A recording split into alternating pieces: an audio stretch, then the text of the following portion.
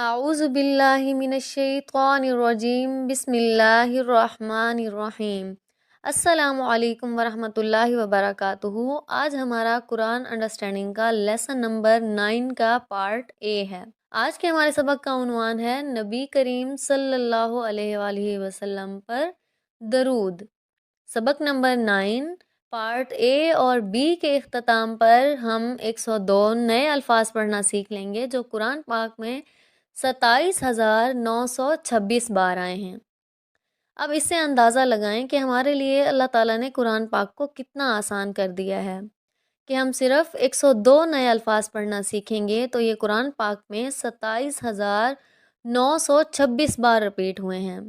تو سمجھے ہم نے مصحف کا اتنا حصہ سیکھ لیا ہے۔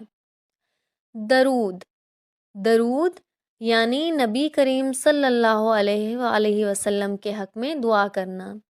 آج ہم تقریباً 1450 سال بعد مکہ سے ہزاروں میل دور بیٹھے ہیں، لیکن دنیا میں اس وقت جتنے بھی مسلمان ہیں اللہ کے فضل کے بعد آپ صلی اللہ علیہ وآلہ وسلم کی قربانیوں کا نتیجہ ہیں۔ جیسے فرض کریں سارا دن کی مصروفیات اور تھکن کے بعد آپ صلی اللہ علیہ وآلہ وسلم نے کسی قبیلے کو اسلام کی دعوت بھی تو دینا ہوتی ہوگی، اور ہو سکتا ہے کہ ہمارے بزرگوں تک اسلام اسی قبیلے کے ذریعے پہنچا ہو۔ تو اگر ہم اس طرح سوچیں تو کس طرح محبت سے ہمارا دل بھر جاتا ہے کہ یقیناً حضرت محمد صلی اللہ علیہ وآلہ وسلم کی قربانی کا مجھ پر بہت بڑا احسان ہے، اور اس چیز کو ہم اپنے معاملات سے بھی تشبیہ دے کر محسوس کر سکتے ہیں کہ جب ہمیں کسی سے شدید محبت ہو تو تب بھی ہم دن بھر کی مصروفیات اور تھکن کے باوجود اس کے لیے ٹائم نکال پاتے ہیں۔ جب ہمیں محسوس ہو رہا ہے نبی کریم صلی اللہ علیہ وآلہ وسلم کا ہم پر بہت بڑا احسان ہے تو بدلے میں ہم ان کے لیے کیا کر سکتے ہیں؟ نہ تو ہم انہیں کھانے پر بلا سکتے ہیں، نہ کوئی تحفہ بھیج سکتے ہیں، اور نہ ہی ان کی خدمت میں حاضر ہو کر براہ راست ان کا شکریہ ادا کر سکتے ہیں۔ تو پھر ہمارے پاس کرنے کو کیا رہ جاتا ہے؟ صرف یہی کہ ہم ان کے لیے دعا کریں، ہم انہیں دعا جیسا نذرانہ پیش کریں۔ چاہے ہم اپنے نبی کریم صلی اللہ علیہ وآلہ وسلم کے لیے دعا کریں یا نہ کریں، ان کو کسی اجر یا دعا کی کوئی ضرورت نہیں ہے، لیکن ہمارا ان کے لیے دعا کرنا ہمارے اپنے لیے اعزاز کی بات ہے، کیونکہ ان کے لیے دعا کرنے سے ہمیں بھی اجر و ثواب ملتا ہے۔ صحیح مسلم کی حدیث نمبر 408 میں ہے کہ جو کوئی نبی کریم صلی اللہ علیہ وآلہ وسلم پر ایک بار درود بھیجے گا اللہ تعالیٰ اس پر 10 مرتبہ رحمت بھیجے گا۔ چلیں اب ہم درود پاک کے معنی اور مطالب کو سیکھ لیتے ہیں۔ یہاں پر سب سے پہلے ہے اللہم، اے اللہ، صلی، درود یعنی رحمت بھیج۔ یہ لفظ ہم پچھلے لیسن میں بھی پڑھ چکے ہیں اور اب ہم دوبارہ اس کو سیکھ رہے ہیں۔ صلی یعنی درود بھیج۔ اگر صرف صلی ہو تو اس کا معنی ہوگا نماز پڑھ، اور پھر صلی علی آ جائے تو اس کا معنی ہوگا رحمت بھیج، اور پھر ہے علی محمدن یعنی محمد صلی اللہ علیہ وآلہ وسلم پر۔ علی حرف جر ہے جو کہ ہم پچھلے لیسن میں بھی پڑھ چکے ہیں، اور پھر ہے وعلی، وا اور علی پر، آلی آل محمدن محمد صلی اللہ علیہ وآلہ وسلم کی۔ اب ہم اس کا محاورتاً مجموعی ترجمہ دیکھیں گے کہ اللہم صلی علی محمد وعلی آل محمد، یعنی اے اللہ محمد صلی اللہ علیہ وآلہ وسلم پر اور محمد صلی اللہ علیہ وآلہ وسلم کی آل پر درود یعنی رحمت بھیج۔ صلی علی کا کیا مطلب ہے؟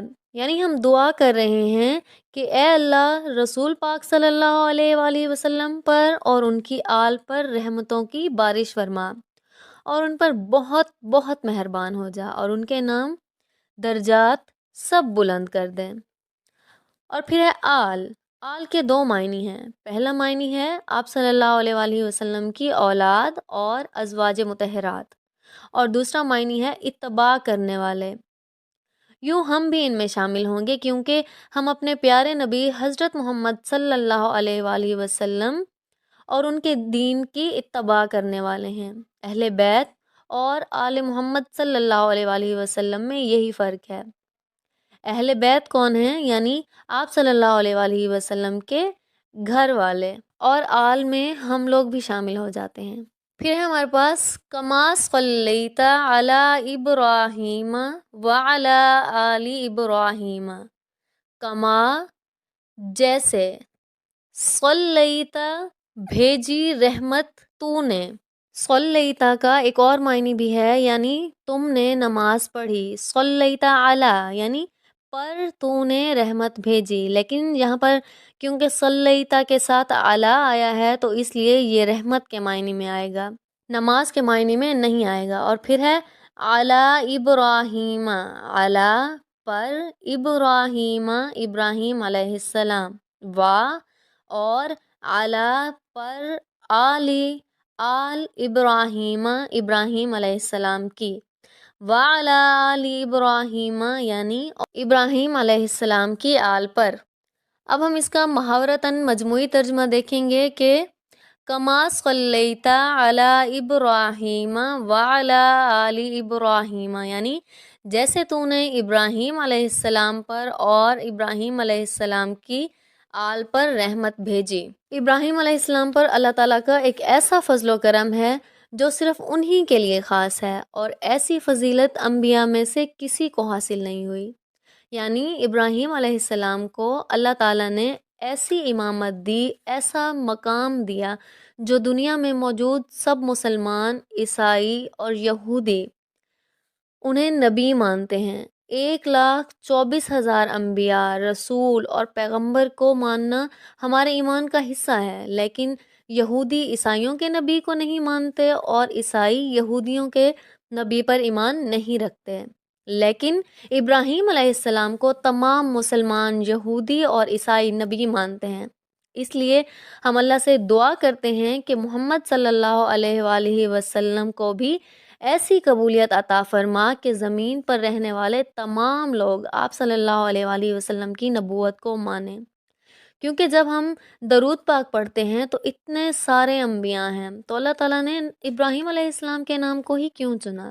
اگر ہم غور کریں تو یہ سوال تو ہمارے ذہن میں آتا ہے نا، تو اس کی یہی وجہ ہے کہ آپ کو سارا عالم نبی مانتا ہے۔ ہمیں دعا کرنی چاہیے کہ اے اللہ ہمیں آپ صلی اللہ علیہ وآلہ وسلم کے پیغامات کو پھیلانے کی توفیق عطا فرما، تاکہ تمام لوگ آپ صلی اللہ علیہ وآلہ وسلم کی نبوت پر ایمان لائیں۔ الغرض درود پاک خالصتاً ایک دعا ہے، یہی وجہ ہے کہ ہم اللہ کے نبی کے حق کے لیے دعائیں کرتے جا رہے ہیں، اور جو ایک بار درود پڑھے اللہ کی طرف سے 10 مرتبہ رحمت کا وعدہ ہے۔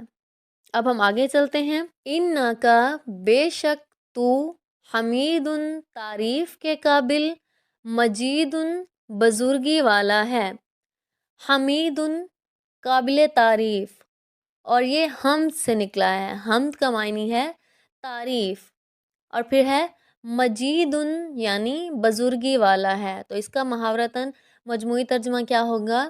بے شک تو تعریف کے قابل، بزرگی والا ہے، حمید یعنی تو قابل تعریف ہے کیونکہ تو نے محمد صلی اللہ علیہ وآلہ وسلم کے ذریعے ہمیں دین کا علم سکھایا، اور مجید یعنی تو عظمت اور بڑائی والا ہے، صرف تو ہی حضرت محمد صلی اللہ علیہ وآلہ وسلم کو بہترین اجر دے سکتا ہے۔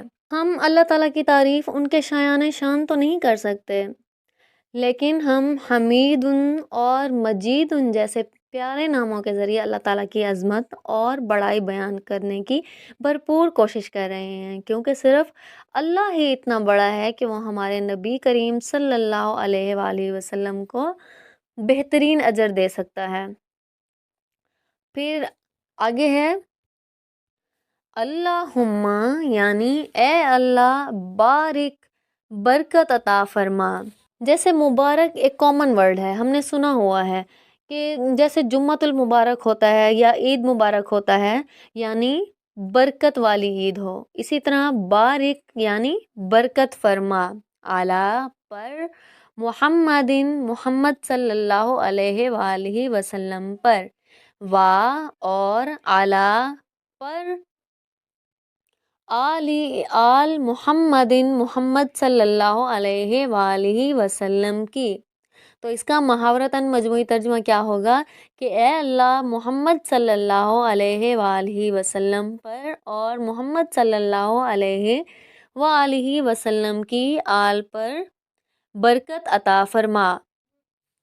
درود پاک جس میں پہلے صلات یعنی رحمت کی دعا ہے اور اب برکت کی دعا، یعنی یہ ایک مکمل دعا ہو گئی۔ ہم ایک بار پھر دیکھتے ہیں کہ ہم کیسے دعا کر سکتے ہیں، ہمیں کیسے دعا کرنا چاہیے۔ ہمیں دل سے رسول پاک صلی اللہ علیہ وآلہ وسلم کی قربانیوں کو یاد کر کے ان کے لیے برکت کی دعا کرنا چاہیے، وہ یہ کہ اللہ تعالیٰ ہمیں ان کی اتباع کرنے والا بنا دے۔ برکت کا معنی کیا ہے؟ برکت کا معنی ہے خوبی، بھلائی اور نعمتوں کا عطا ہونا، نہ صرف عطا ہونا بلکہ ان کا ہمیشہ رہنا اور ان میں برابر اضافہ اور ترقی ہوتے رہنا۔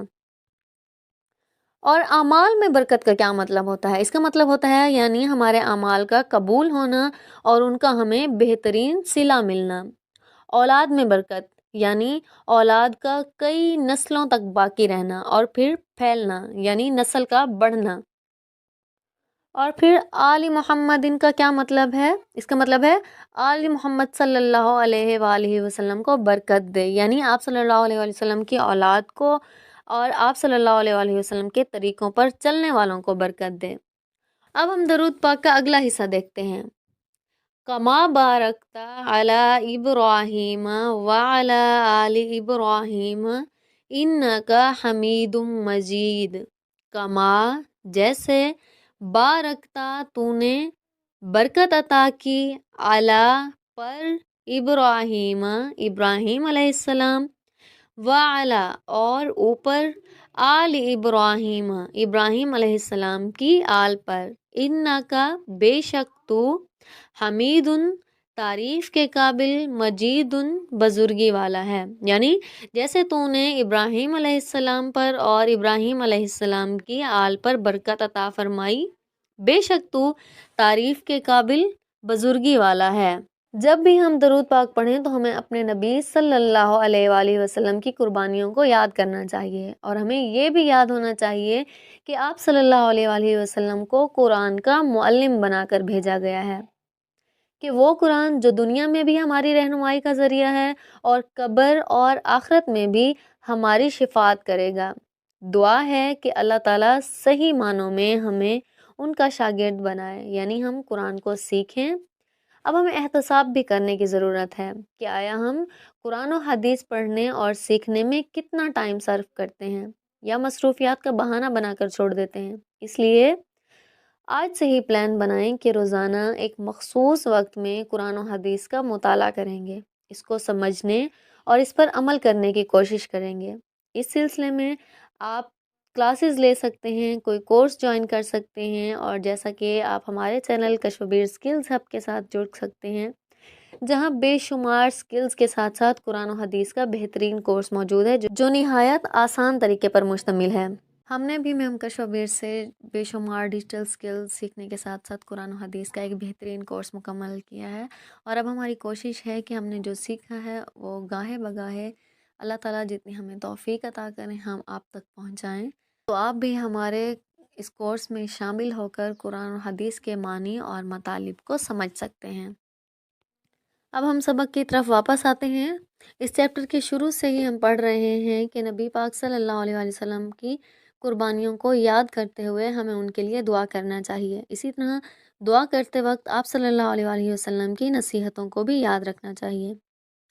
صحیح بخاری کی حدیث 3461 میں ہے کہ آپ صلی اللہ علیہ وآلہ وسلم نے فرمایا، بلغوا عنی ولو آیا، یعنی پہنچا دو میری طرف سے چاہے وہ ایک آیت ہی کیوں نہ ہو۔ مگر ہم کس طرح پھیلا سکتے ہیں جب ہمیں خود ہی سمجھ نہ ہو، جب ہم خود ہی نہ سمجھ پا رہے ہوں؟ تو یہ بالکل اسی طرح ہے جیسے فرض کریں کہ یہ دنیا ایک صحرا ہے اور سب کچھ دیر میں مرنے والے ہیں۔ ایک آدمی آتا ہے، آپ کو کھانے پینے کے لیے کچھ دیتا ہے اور کہتا ہے کہ یہ ان باقی لوگوں کو پہنچا دو جو بھوک پیاس سے مر رہے ہیں، یعنی وہ خوراک وغیرہ دے کر آپ کی جان بچاتا ہے۔ اسی طرح نماز، قرآن اور اسلامی تعلیمات روح کی غذا ہیں۔ جب اللہ کے فضل سے ہماری روح کی غذا کا انتظام کر دیا جائے تو ہمارا پھر یہ فرض ہے کہ ہم باقی روحانی غذا سے محروم لوگوں تک اسے پہنچا دیں۔ اب ہم درود پاک کے بعد کی دعا دیکھتے ہیں۔ نماز ختم کرنے پر مغفرت طلب کریں اور یہ مسنون دعائیں پڑھیں جو حضرت ابراہیم علیہ السلام نے اپنے رب سے کی۔ دعا کے کیا معنی ہیں آئیے سیکھتے ہیں۔ سب سے پہلے ہے ربی جعلنی مقیم الصلاۃ ومن ذریتی۔ ربی یعنی اے میرے رب، اجعلنی بنا دے مجھے، مقیمہ قائم کرنے والا، الصلاۃ نماز، ومن و اور من سے، ذریتی میری اولاد۔ تو اس کا محاورتاً مجموعی ترجمہ کیا ہوگا؟ رب جعلنی مقیم الصلاۃ ومن ذریتی، یعنی اے میرے رب مجھے اور میری اولاد کو نماز قائم کرنے والا بنا دے۔ پھر ہے ربنا وتقبل دعا، یعنی ربنا اے ہمارے رب، وتقبل اور قبول کر، دعائی میری دعا، یعنی ربنا وتقبل دعا اس کا محاورتاً مجموعی ترجمہ ہے اے ہمارے رب اور میری دعا قبول فرما،